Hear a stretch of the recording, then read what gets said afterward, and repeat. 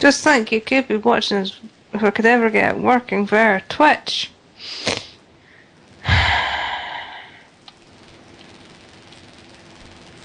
Also doing the Sonic Hacking live stream, well, my version is going to be a right pain.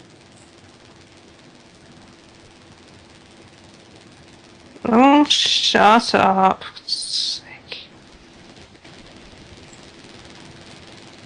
You just shut up.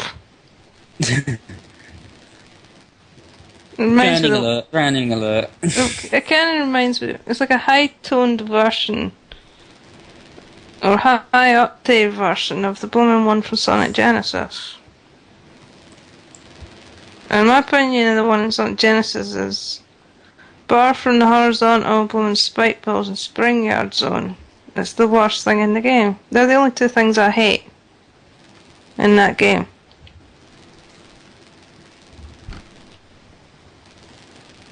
I was literally rather depressed when I actually discovered what happened to that drawing theme. You know, it's supposed to make you panic, especially the sped up European Japanese one.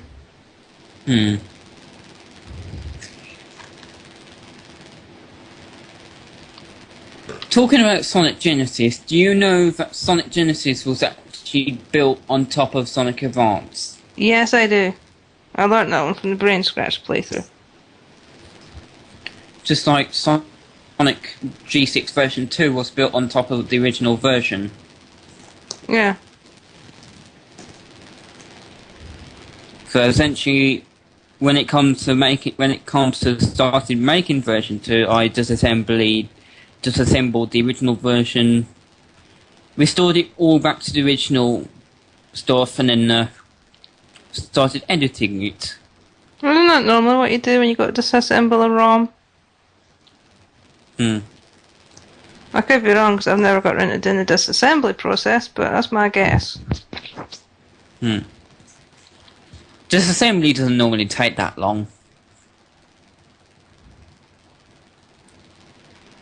Oh look, it's our favourite part from earlier. Because I actually managed... yeah, the one where I pressed both buttons and I couldn't understand why one of the doors wasn't locked. Or was still locked. Apparently it didn't register the fact I'd pressed the first button. Do I have to press them in a particular order? You can press them in any order, but what you're supposed to do is unlock the sideways door before the floor door. Right. Which is basically... Because in the plan, when I planned this level out, I have actually numbered those two buttons. Because those two buttons are numbered now. So the button all the way over here, which you just passed, is labelled, is basically number 1, and the other button is number 2, which is the easiest to get.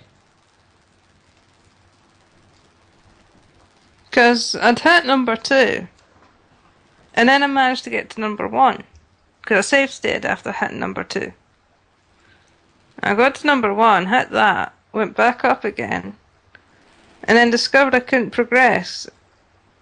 So I had to go back. I hit number 2 again, and it allowed me to go on, so it must not registered the fact that I'd hit the button or something. Yeah, sometimes it does that. It's because of the distance between the door and the button. Yeah. Boing, boing, boing, boing, boing. Yeah. It's trying to remember the timing on this. Or the angles.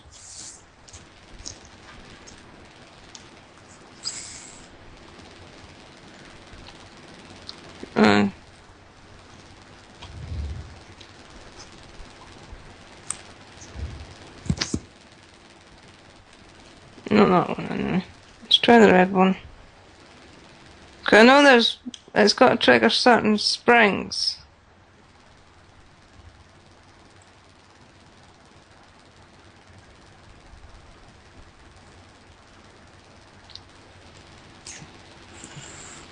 So basically, do you like the way that's designed?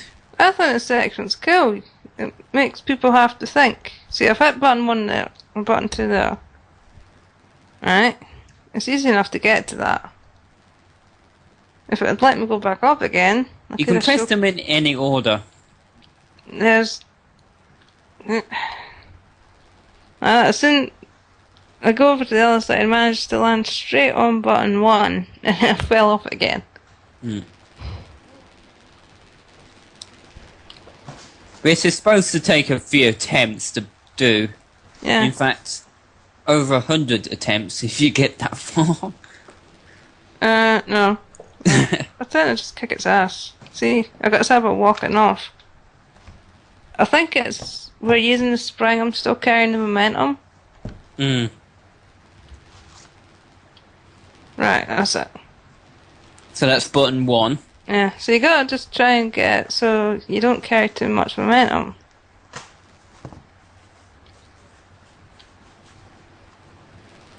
See, now I've got that door open. Let's get the other door open. Which is the side race door. Now you gotta do the Yeah. floor door. The one that didn't want to register last time. Doink. Oops, missed the button. You gotta get the timing right on that for going forward.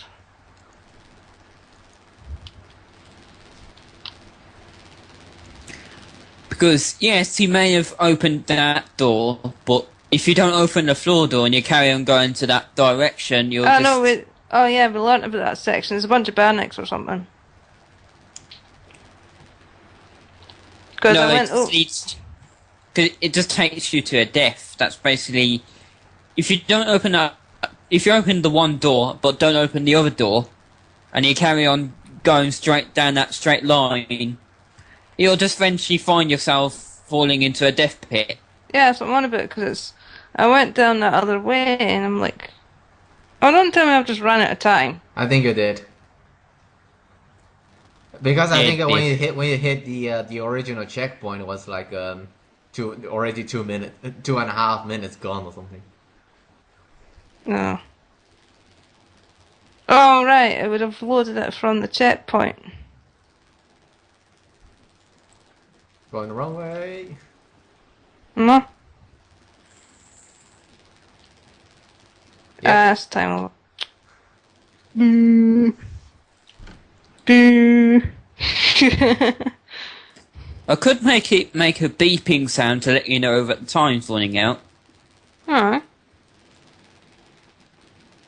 Like the drown. You could do, you know, we got those bing bings. Do one of them each minute. And then maybe when you get down to the last 30 seconds or so, or last Beep, 10 seconds or so. Beep, beep, Yeah. beep. When you get beep, down to beep, the last beep. few seconds or so. Whoa, what happened there? Oh, and Sonic keeps dying in the demo reels. Oh no, demo. Okay, never mind then. Beep, beep, beep, beep. Oh, something like And then get faster as it goes towards the end.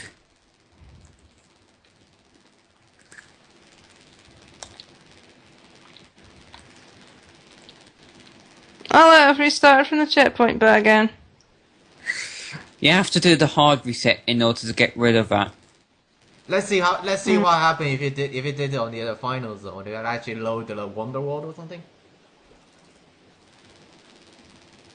We can try that in a minute. Because don't forget I'm going from one to the next, so let's get rid of these old save states.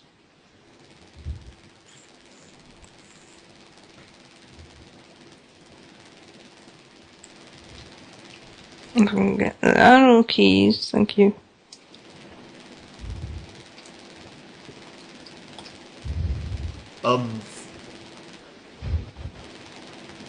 Yeah.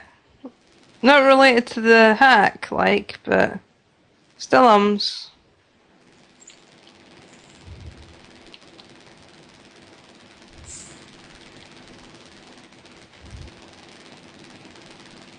I've never forgiven the other Josh for that.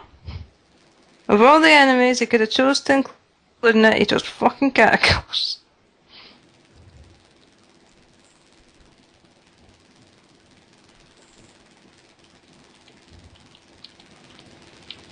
Haha. You notice that robotic monitor there? It's basically hidden. It's basically stuck inside a block, but you can actually still trigger it if you're kind of glitching out the game or displaying recklessly. Oh, really? I didn't trigger it. It's because you jumped on the block and not the monitor itself. I think you have to jump towards it when it's off screen. Alright. Try and time it so I use that as a stepping stone. No. I got it earlier. You gotta time it so it's like a stepping stone. Basically, you gotta pull the bloody Mega Mix. Because otherwise that happens. It's trying to get it so it negates the hitbox.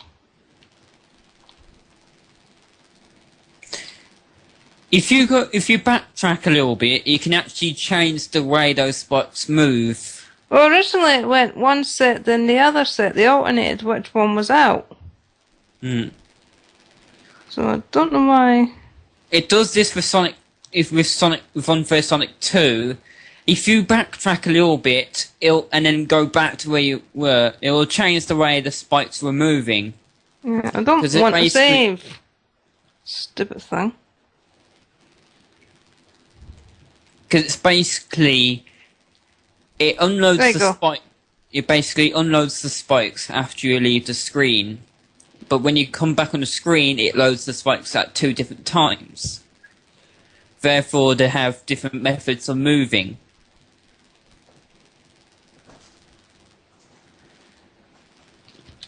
There you go. See, managed to get working this time. Mm. It didn't want to work last time. I must have been holding the direction or something.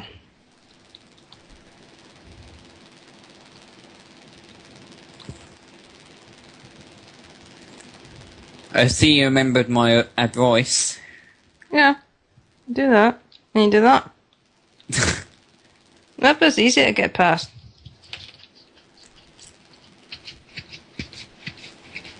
You know, even if you use the blocks, you can soon quickly, or should be able to soon quickly work out you're better off using the spikes because you get better height. Mm. And you can judge from there to shift it the right timing.